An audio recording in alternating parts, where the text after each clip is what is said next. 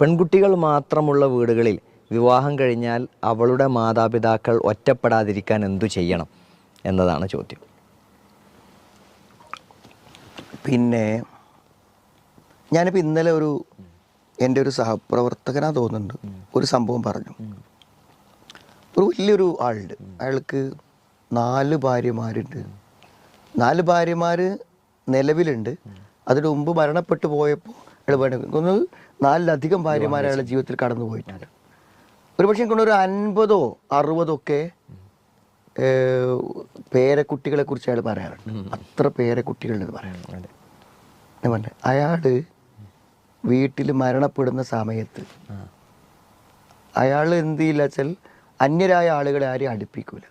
ഇസ്ലാമികമായ മര്യാദ എന്നല്ല, ശരിക്കും അയാളെ പരിചരിക്കാൻ അവസാന സമയത്ത് ഒരാളുണ്ടായില്ല എന്നുള്ളതാണ്.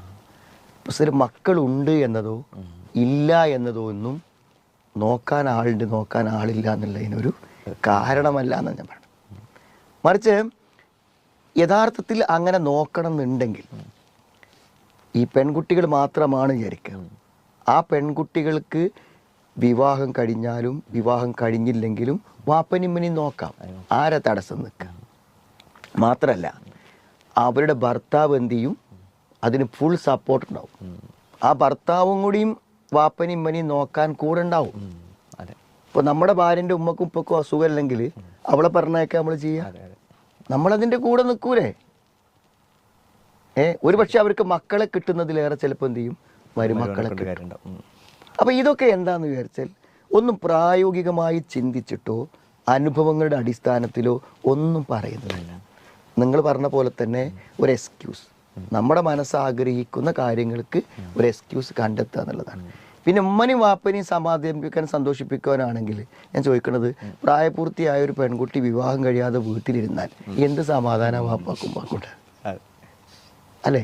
സമാധാനിപ്പിക്കാനാണെന്നുണ്ടെങ്കിൽ എത്രയും പെട്ടെന്ന് വിവാഹത്തിലേക്ക്. ഇപ്പം നമ്മളോടിപ്പോൾ ഈ വിവാഹത്തിന് വൈകുന്നതിനെ കുറിച്ചുള്ള വിഷമം ആരാണ് നമ്മളോട് ചോദിക്കുന്ന ചോദ്യം? മാതാപിതാക്കളല്ലേ ഈ ചോദിക്കണത്. അപ്പോൾ ഇതൊന്നും നമുക്ക് എന്തില്ല, ഒരിക്കലും അതിനോട് യോജിപ്പിക്കാൻ പറ്റാത്ത ചോദ്യങ്ങളാണ് ഇതൊക്കെ.